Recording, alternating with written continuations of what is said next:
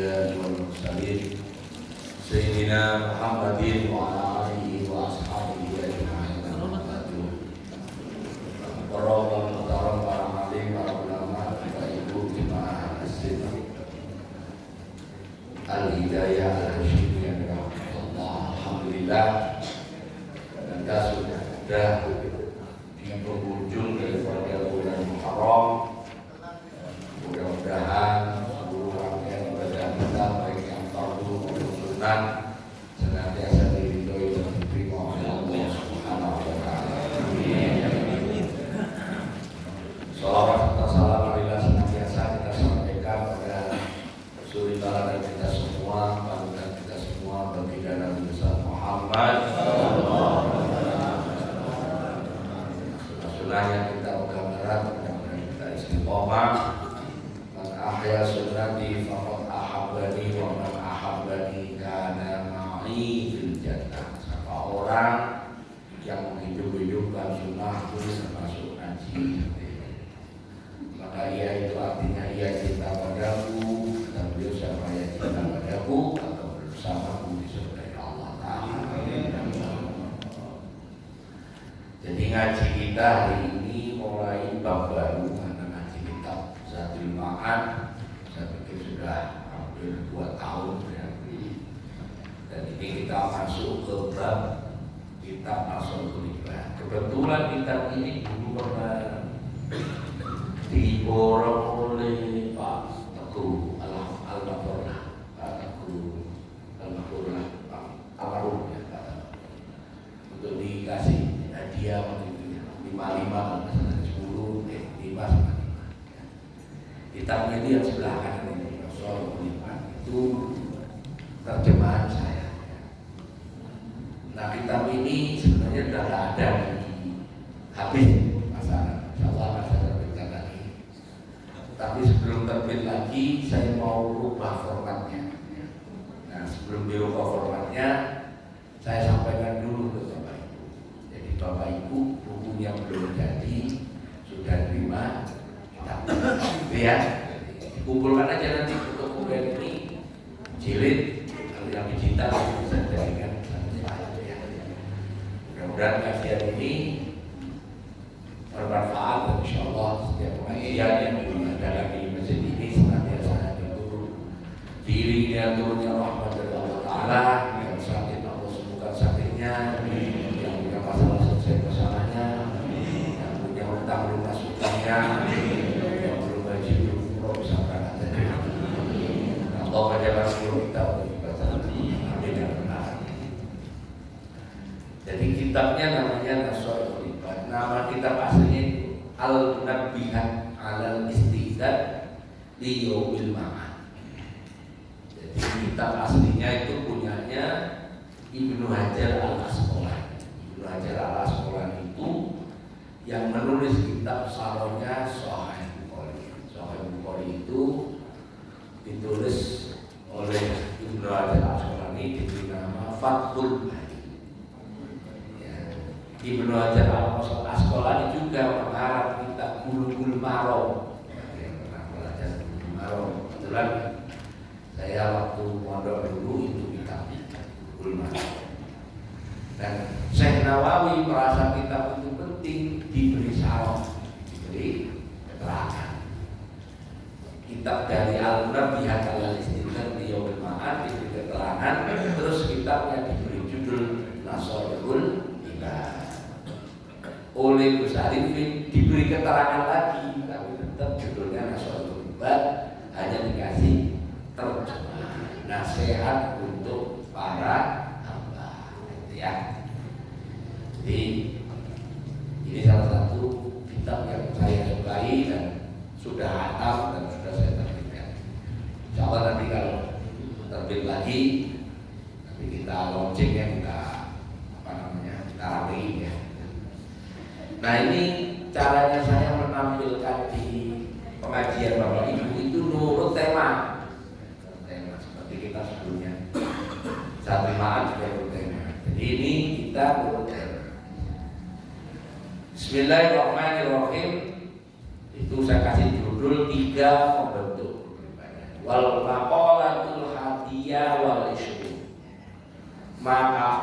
Makalah itu diambil ke bahasa Indonesia jadi makalah. Jadi Bapak Ibu kalau dulu waktu sekolah oleh gurunya disuruh bikin makalah, aslinya makalah. Makalah itu apa yang diomong, apa yang ditulis. Makalah ke-21 An Ali radhiyallahu anhu, dari Sayyidina Ali radhiyallahu anhu.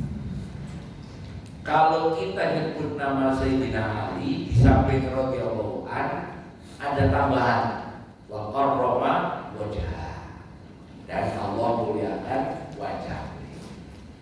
Ada yang nanya itu kenapa Sayyidina Ali kok ada tambahan wa qarrama wajah.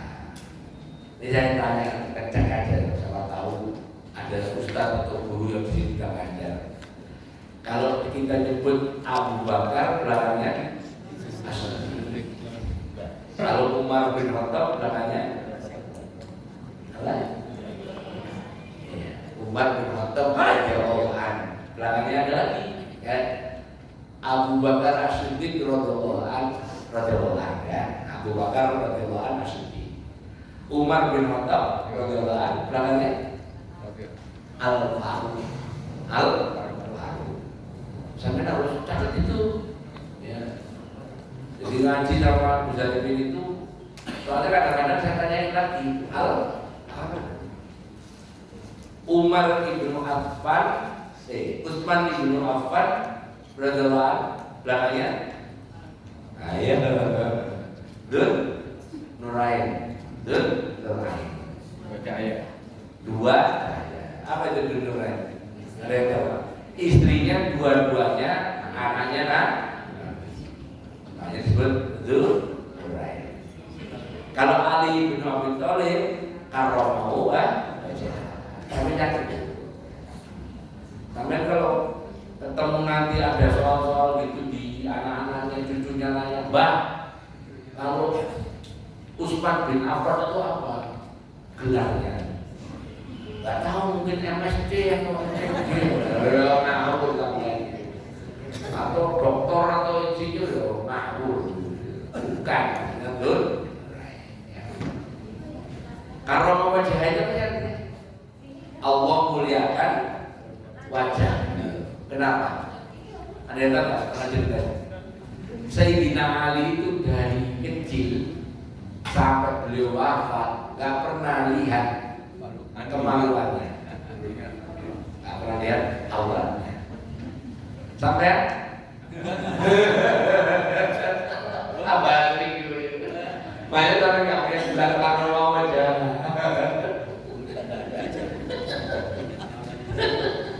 Jadi beliau itu saking mulianya seperti itu. Dan orang yang paling disenangi Nabi karena pemuda yang pertama masuk Islam itu Sayyidina Ali. Cuma saya kalau ceramah-ceramah Sayyidina Ali ngomongin kemuliaan Ali itu kadang-kadang yang dituduh juga saya. Usari itu si Ali itu apa orang? Pokoknya udah teman-teman. Saya itu ngomong semua khalifah itu saya muliakan semua. Pas ngomong Sayyidina Ali kok dituduh si Ali masuk. Saya ngomongin dulu ya. Tadi malam nonton bola Vietnam lawan Laos. Kapan-kapan Vietnam lawan pencur, kunyit. Lawas itu lo kuat.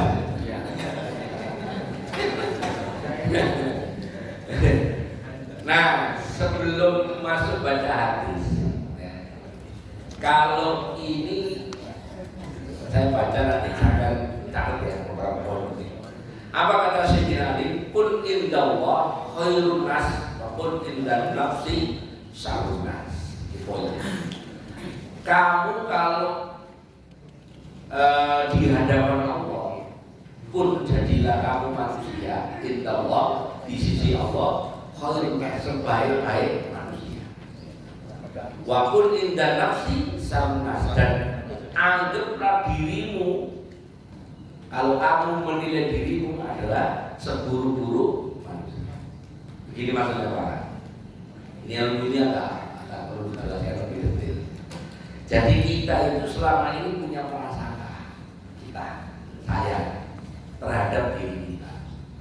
Kita merasa kalau sudah memenuhi semua perintah Allah, sholatnya nggak jamaah, Ramadan nggak pernah ditinggal, tambah puasa sunnah, sunnahnya pun jauh lebih nggak pernah ketinggalan, Senin Kamis apalagi, puasa tertentu, Asyura, Arafah, Tarwiyah semuanya terjalan.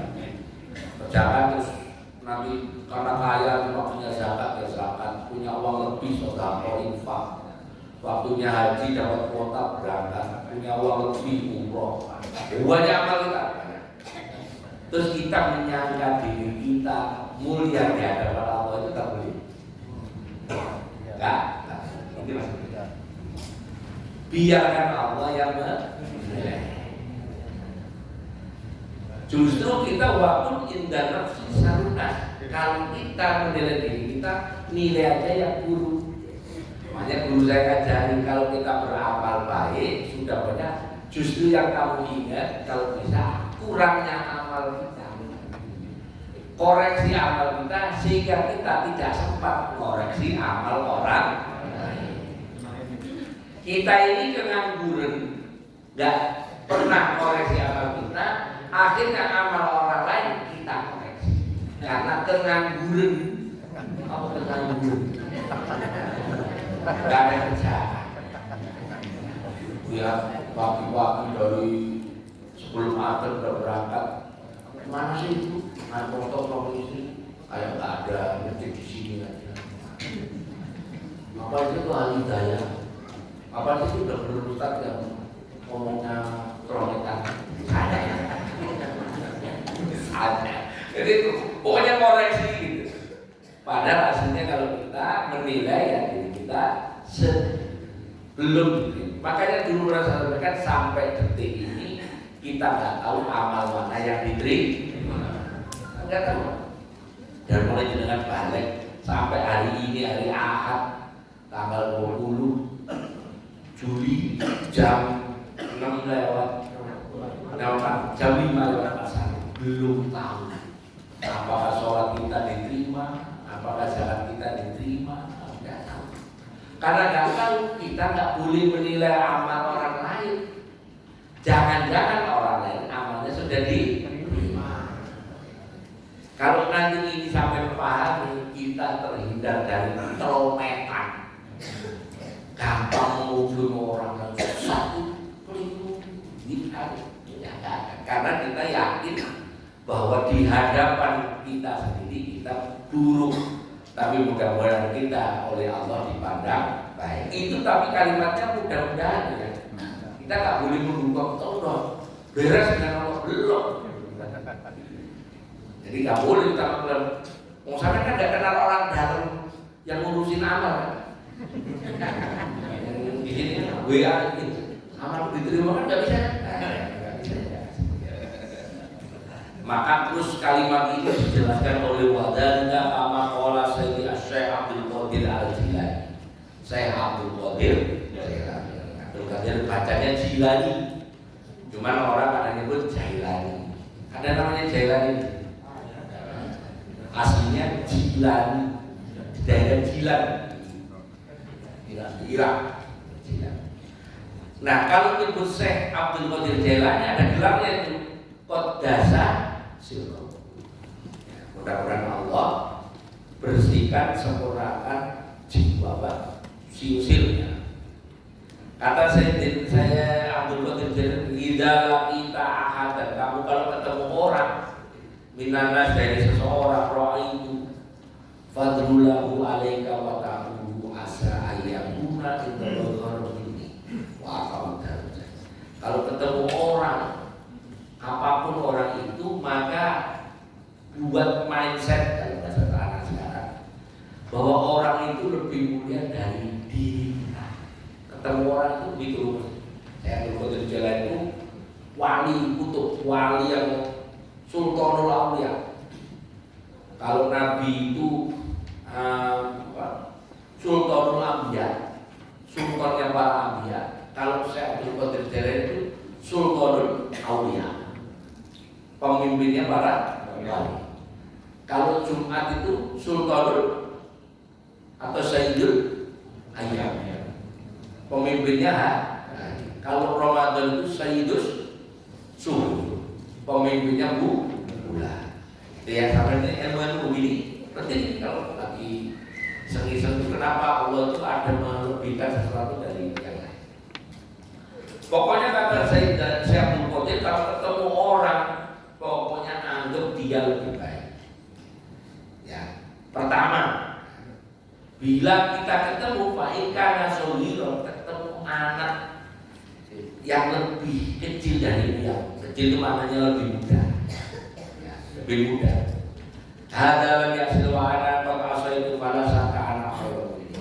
Kalau ketemu anak yang lebih kecil, katakan boleh jadi dia mulia daripada saya karena dosanya lebih sedikit. Sampai umur 50, otomatis dosanya lebih banyak daripada anak umur 14. Benar ya? Benar dong? Sampai umur 50 ketemu orang umur 30, yakini orang yang umur 30 dosanya lebih kecil daripada dosa kita yang umur 50. Makanya kalau ketemu anak lebih muda, hormati. Jangan-jangan dia amalnya dosanya lebih kecil daripada dosa kita. Wa ikana kabiron, kalau ketemu orang tua, saya ketemu Abah Asli, hadapat Abdullah Qadir. Saya yakin lebih mulia karena ibadahnya lebih banyak daripada saya. Saya umur 50, ibadah saya dibandingkan Abah Asli yang umurnya sudah 82. Kalau dia 32 tahun banyak Abah Asli. Makanya ketemu Abah Asli, saya duduk. Dosa juga lebih banyak. Saya duduk Abah Asli karena beliau duduk. Juga Pak. Tunggu betulan. Ya, gitu. Ini ngumpulnya kita semua ya. Nah, wa ikana aliman, kalau ketemu orang alim, orang yang ustaz, kiai, yakin dia lebih mulia karena ilmunya lebih. Ya saya kalau ketemu, saya misalnya Bapak Ibu alim, sampai hormati saya nggak apa-apa, tapi saya sendiri juga punya ukuran. Jangan-jangan yang duduk di bawah ini lebih alim daripada saya. Makanya saya pernah nyatakan, yang duduk di kursi ini dengan yang duduk di karpet belum tentu tinggian ini. Belum. Ada masalah ya Syekh. Nah ini saya menghormati orang alim. Jangan-jangan yang duduk di bawah itu lebih saya pernah nyatakan, orang yang duduk ngaji di sini belum tentu lebih mulia. Seandainya saya ngomong di sini sendirian, nggak ada bapak ibu, gue gendeng. Saya ngomong di sini bersama beliau itu berdua, kayak radio streaming.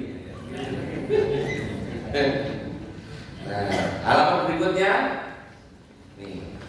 Kalau baikkan jangan, kalau ketemu orang yang bodoh, anggap orang bodoh itu juga dosanya lebih sedikit.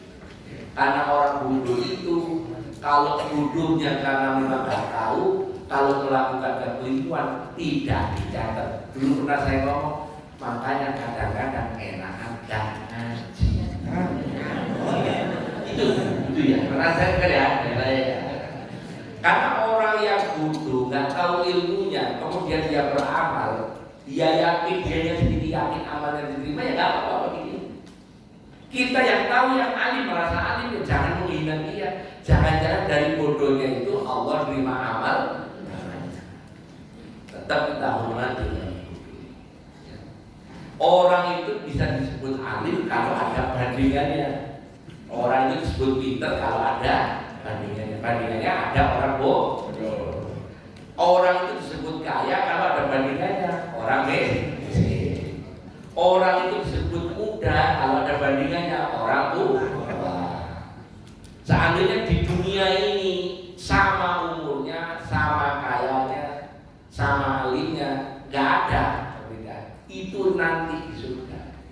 Nggak ada orang kaya, nggak ada orang miskin, nggak ada orang jelek, nggak ada orang ganteng, nggak ada orang alim, nggak ada orang bodoh di surga. Kalau di dunia masih ada. Makanya kita disuruh oleh Syekh Abdul Qadir begini. Kalau ketemu anak kecil kita hormati karena dosanya sedikit. Kalau ketemu orang tua kita hormati karena amalnya lebih banyak. Kalau ketemu orang alim kita hormati karena ilmunya lebih banyak. Kalau ketemu orang bodoh kita hormati, jangan bodohnya itu menyebabkan amalnya diterima oleh Allah. Bahkan terakhir, wa inkana kafiron, kalau ketemu orang kafir kamu hormati, jangan-jangan sebelum dia meninggal dia masuk Islam langsung masuk surga. Saya ketemu orang sekarang Kristen atau Katolik atau apa, wis pokoknya nakalnya nggak apa-apa. Begitu mau meninggal, umur 50-60 sakit. Begitu sakit di rumah sakit, telepon Pak Mahfud. Pak Mahfud, saya ingin masuk Islam. Ya, Pak Mahfud masih ada. Cek Pak. Pak Mahfud langsung datang sama tim pelayanan doa, diislamkan. Habis diislamkan jam 9 pagi, jam 12 meninggal. Seluruh amalnya kayak SPB, mulai dari nol. Tapi nggak dioplos.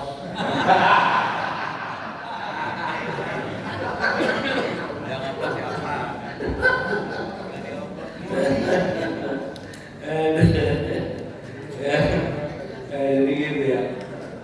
Pernah di kongres saya di Nusa Indah di Bintang, pemain bulu tangkis juara junior Brunei terbuka, Singapura terbuka, namanya Vera. Dia muridnya Verawati Majrid, Verawati. Agamanya aslinya Katolik, ibunya Buddha, suaminya Islam. Ketika main bulu tangkis di mana sakit, tiba-tiba sakit, dibawa ke rumah sakit, terus ditengarai ada kanker kelenjar. Diobati berbulan-bulan nggak sembuh. Kira-kira hari Sabtu menghubungi jemaah muslimat pengajiannya istilahnya. Bu, saya ingin masuk Islam. Diislamkan hari Sabtu.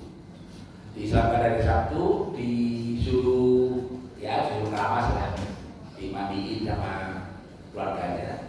Tapi belum bisa sholat. Masih diajari Al-Fatihah, Bismillahirrahmanirrahim gitu aja. Hari Minggu, Senin, Selasa, Kamis meninggal. Betul saya yang pas ada di rumah itu, saya bilang ini mulai dari baru sampai kalau Kristen dulu silakan. Kamu mati, kafir lah. Enggak, isi Islam sebentar gue. Dari nol malah modal. Kesimpulannya waqul indana si rojulun min rojulan minan. Kalau di hadapan manusia jadilah orang biasa. Saya ini tasawufnya Naqsyabani. Orang Naqsyabani itu kalau meskipun dia punya, tapi bajunya ya biasa, ya pakai batik, pakai baju hitam, walaupun baju berkali-kali bajunya tetap hitam. Saya pernah lihat saya pakai baju putih, karena nggak ada gunanya, nggak ada untuk naruh amplop di sini. Patri tinggal amplop jatuh.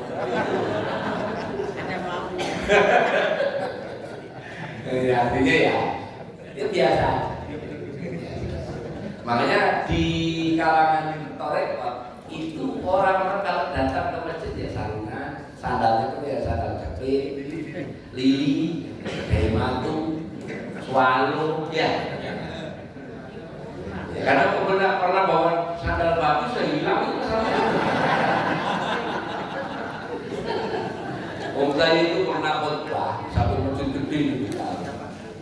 Tahu bus kalau Jumatan di situ hati-hati banyak sandal hilang. Saya waktu itu bawa sandal Arfil tadi. supaya nggak hilang. Satu saya taruh sana, saya enggak pernah. Bukan Jumatan udah hilang juga.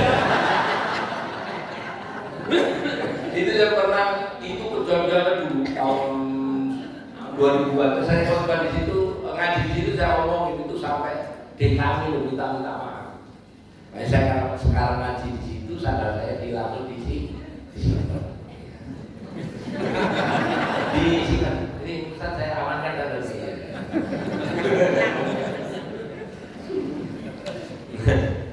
Fa inna Allah yakrahu ayyara abdahu mutamayyizan an ghairi kama fil hadis wa kana ba'duhum yad'u bi hadha du'a Allah waj'alni saburan waj'alni syakuran waj'alni min ayni saghiran wa fi ayunin nasi kabira. Makanya terus saya Abdul Qadir Jailani ngajari doa. Ya Allah, jadikan aku di sisimu adalah orang dengan kadar ketakwaannya sama dengan mereka. Jadikan orang yang syukur, jadikan orang yang di hadapanku sendiri aku ini orang biasa, dan di hadapan orang lain aku ini seperti pandangan mereka. Allah menjadi saburan, menjadi syakuran, menjadi fi aini sahiran, fi aini nasi. Itu doanya. Nah, itu berarti kesimpulannya tadi, kita kalau di hadapan orang rumusnya pokoknya husnudon, orang lain lebih baik terus ya. Jadi itu untuk hindari penyakit hasud, penyakit macam-macam, penyakit tadi. Tema berikutnya wal maqalatil ula, maqalah yang pertama. Ruya Ali Nabi sallallahu alaihi wasallam, hadis dari baginda Muhammad sallallahu alaihi wasallam. Man asbah, siapa orang yang pagi hari, maksudnya dakhala fi waktu subuh, dakhala fi waktu subuh, masuk waktu subuh, wa huwa yasukku, dia merasa kesulitan hidupnya, mengeluh, ilan nasi, dzikal ma'asyid, fa'annaka yashkuru. Jadi maksudnya gini Pak, sampai pagi-pagi waktu subuh ngeluh karena nggak ada beras misalnya, ngeluh nggak ada gas misalnya, ngeluh nggak ada minyak misalnya, ngeluh banyak ngeluhnya ke orang. Ini subuh, orang yang macam-macam, keluar rumah aku nggak ada beras di sini. Ini ngomong tasawuf nggak ya? Kita ngomong tasawuf, jangan ditafsirin berbeda dulu nanti. Dari jalannya. Maka itu dianggap orang itu mengeluh komplain kepada Allah. Jadi pagi-pagi kok nggak ada ini, mulai kok susah. Maka itu dianggap komplain. Ini begini maksudnya. Jadi kita itu punya kebiasaan. Allah itu kan menjamin rezeki setiap makhluk. Sampai dabah itu binatang melata itu Allah sudah jaga rezeki. Masih ingat cerita dulu di hadis kita Bulughul Maram karya Tuhan. Kalau orang itu meyakini bahwa setiap dia pergi keluar, dia harus seperti lihat buru-buru keluar dari sarangnya. Padahal dia nggak tahu. Buru-buru itu kan nggak punya ijazah. Ya. Saya punya ijazah asli Pak, saya nggak beli di Badan Pramuka, saya. Sampai fakta.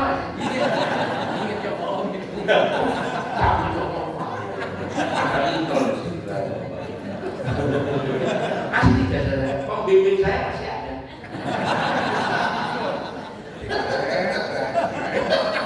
Apa ketawa? Apa pun itu asli jasa Pak. Saya pernah ditunjukin di jasa STM-nya masih ya. Pasuruan STM Bangil. Jadi burung itu nggak pernah sekolah, berangkat pulang siang kenyang. Pertanyaannya siapa yang ngasih rezeki? Allah. Ini levelnya level tasawuf ya. Sampai saya ngomong ini level tasawuf kan.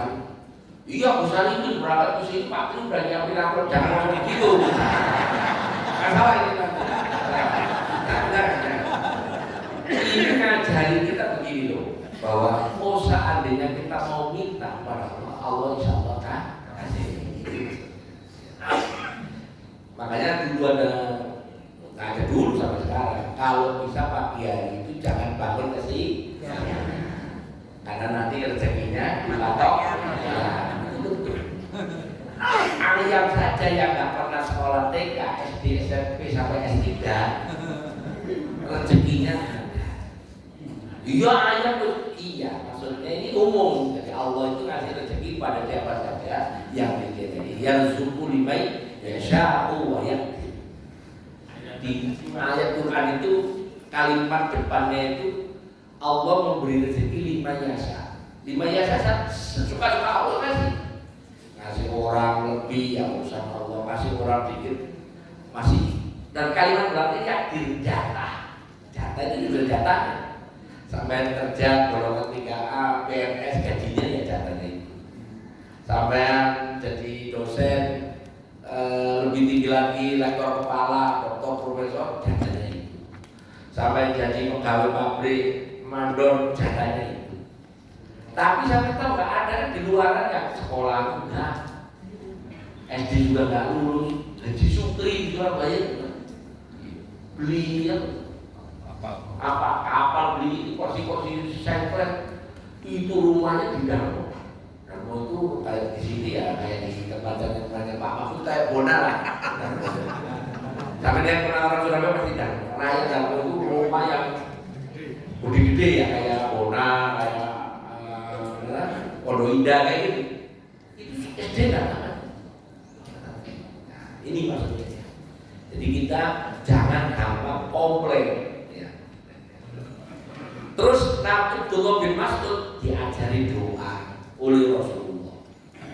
Apa doanya Ibnu Mas'ud? Besok kamu kalau kekurangan, Abdullah bin Mas'ud itu korinya Nabi kekurangan. Pagi-pagi gitu ya gak punya kurma, gak punya gandum, gak ada yang dimakan. Terus diajarkan doanya Nabi Musa. Ini ijazah dari saya, ijazah dari saya. Ya, saya punya ijazah nanti tinggal bilang begitu. Biasakan baca ini, sering saya baca di sini. Allahumma lakal hamdu wa ilaikal mustaka wa antal musta'an wa la haula wa la quwata illa billah.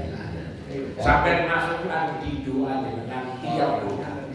Saya kan ada Nabi Musa itu waktu pegang tongkat, dia nggak tahu tongkatnya ini bisa belah apa tidak. Jadi waktu Nabi Musa itu belakang pasukan Fir'aun sudah siap menyerang, di hadapannya lautan luas yang tidak ada jembatan.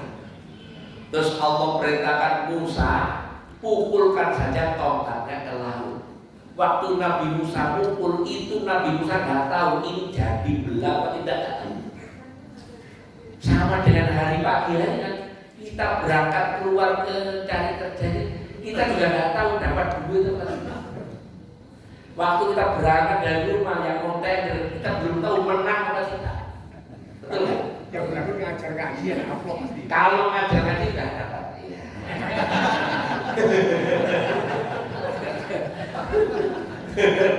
Tapi ya segitu. Segitu. Beda sama kontraktor. Miliaran. Naikin kan? Ya Pak. Oh, udah dinaikin ya Pak Tri. Coba Tri. Nah, Udah turun. Abdullah bin Mas'ud itu pagi-pagi dulu kedengeran Rasulullah. Abdullah bin Mas'ud, kamu jangan seperti itu. Bacalah doa ini. Allahumma lakal hamdu wa ilaikal mustaka wa antal musta'an wa la haula wa la quwata illa billah. Saya dapat doa ini dari yai saya namanya Kiai Pak. Terus saya serahkan ke Bapak. Berarti ijazah saya ini bukan dari pasar Prabu. Ini yang harus baca ya. Caranya baca kayak tadi waktu saya Bapak Ibu a'udzubillahi minasyaitonir rajim. Bismillahirrahmanirrahim.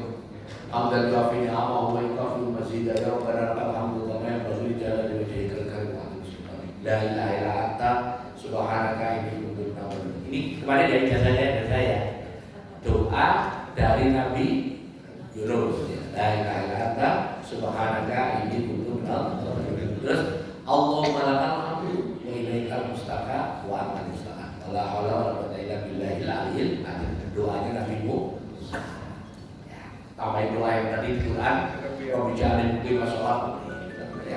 doanya Nabi Ibrahim. Saya punya materi nanti kumpulan doa-doanya Nabi. Doa Nabi ini sambung doa Nabi ini sambung doa.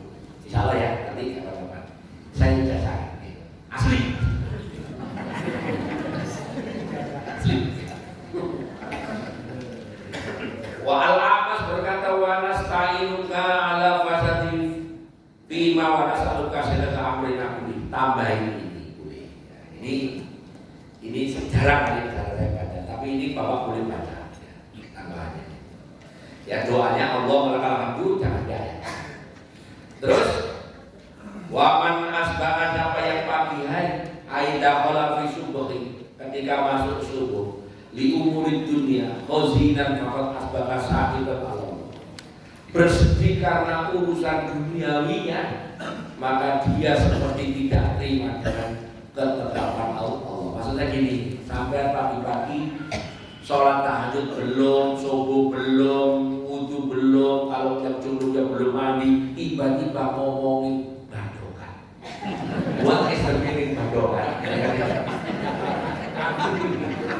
Ada yang ngerti badokan ya? Untuk puasa kalau di Jawa itu. Orang masuk badokan toa ya. Kayaknya di sini ada yang Jawa. Mana Jawa ya? Dia belum ibadah, belum ini belum sudah ngomongin makanan, itu loh dianggap kita itu komplain tidak terima ketetapan Allah.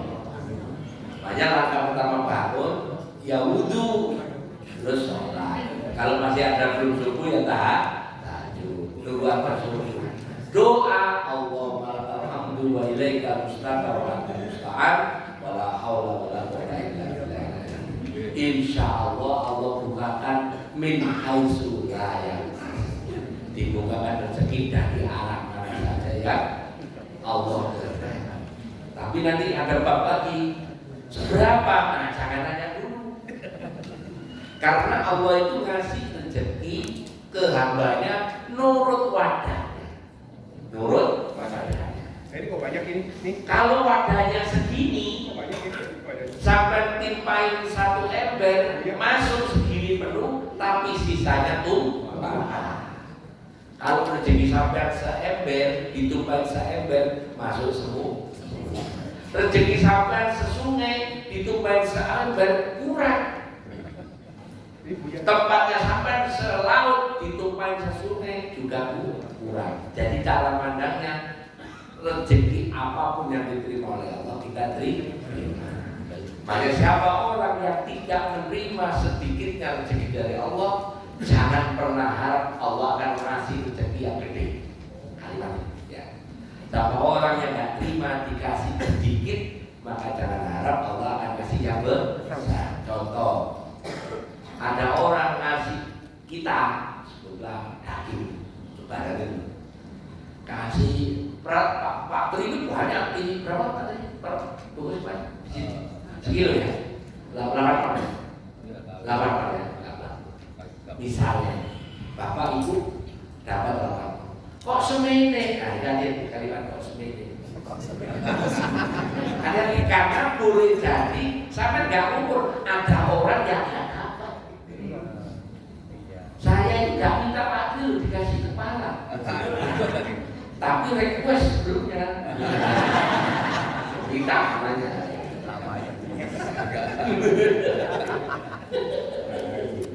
Ya. Wa man tawadda'a li ghunin li ginahi faqad dhahaba turutan. Siapa orang yang menghormati orang lain karena orang lain itu kaya, hilang sepertiga agamanya. Ringan. Saya ketemu orang kaya, saya debak-debak dulu, itu sepertiga agama saya hilang. Gila. Ngomong apa aja, bosnya itu dibenerin, itu malah hilang semuanya. Hanya ini, saya nggak sebut karena ini kita ngaji. Qala Sayyidi Abdul Qadir Al-Jilani pada asasi. Masih ingat ya kalau nyebut Syekh Abdul Qadir Jilani ada kalimat qadasa sirruhu. La budda lahu li kulli mu'minin fi sa'il ahwal min thalathi asya. Amrun yang tafiluhu wa naha yastabilu yajtanibuhu wa qad yaqulu wa aqallu halat al-mu'min la yahlu fiha min ahadin hadhil asya talata. Wa yabghi lahu ayyan sima hamduha wal wa yudasu biha nafsahu wa yaqudul jawari biha fi sa'il ahwal. Kata Syekh Abdul Qadir, orang mukmin itu gak bisa dari salah asya, 3 perkara, yaitu melakukan perintah Allah, menjauhi larangan Allah, menerima qada dan qadar. Kita baca yang di atas tadi, orang yang pagi-pagi bangun langsung ngomongin badokan, dia lupa padahal ada perintah Allah sholat subuh. Dia lupa bahwa komplain merasa Allah nggak ngasih apa-apa itu juga berdosa. Dia tidak menjauhi larangan Allah. Dan yang ketiga dia tidak menerima qada-qadarnya Allah. Ilmu tauhid sama. Bab yang ketiga. Hari atau bulan apa amal baik? Ini sampai saya ajari terkait dengan tadi yang pembuka kalimat saya. Wal maqalatul arba'un maqalah 40 ani Ibnu Abbas radhiyallahu anhu. Kenapa Ibnu Abbas itu kalau di belakang radhiyallahu anhu ada jam sejarah? Kalau saya di hadis itu ani Ibnu Abbas radhiyallahu anhu. Kalau tadi an Ali ibnu Abi Thalib radhiyallahu anhu. Kenapa kalau Ibnu Abbas radhiyallahu anhu? Karena Ibnu Abbas itu Abdullah, sedangkan Abbas itu bapaknya Abdullah. Abbas itu saudaranya Abdullah, bapaknya Nabi Muhammad. Sedangkan Abdullah yang anaknya Abbas itu namanya Abdullah itu misalnya Nabi Muhammad. Berarti nyebut 2 orang mulia, anaknya sama bapak. Makanya radhiyallahu anhu. Kalau nyebut banyak, Umar, Abu Bakar, Umar, Ali, wa Umar Utsman Ali radhiyallahu anhum. Radhiyallahu anhum. Ini tadi ya, pertama. Apa katanya? Qala hina su'ila ma khairul ayyami wa ma khairul syuhur wa ma khairul a'mal. Ibnu Abbas itu pernah ditanya tentang Ibnu Abbas, apa itu amal hari baik, bulan baik, amal baik. Kenapa ini saya sampaikan hari ini? Karena ada orang yang anggap bulan depan Safar itu dianggap ciong. Saya tahu ciong. Ciong kan? Ciong itu kalau di hotel-hotel itu sampai cari lift itu enggak, lantai itu enggak ada sama 13. Namanya sih. Kita kebetulan bersinggungan dengan tradisi itu. Kalau hotel di Mekah ada nggak nomor 13? Ada. 4 ada. Saking orang nanggung angka 4 inisial, mobil saya ini serinya 441. Satunya 144. Padahal jumlah 441 itu 4 apa 9. Bahasanya Q.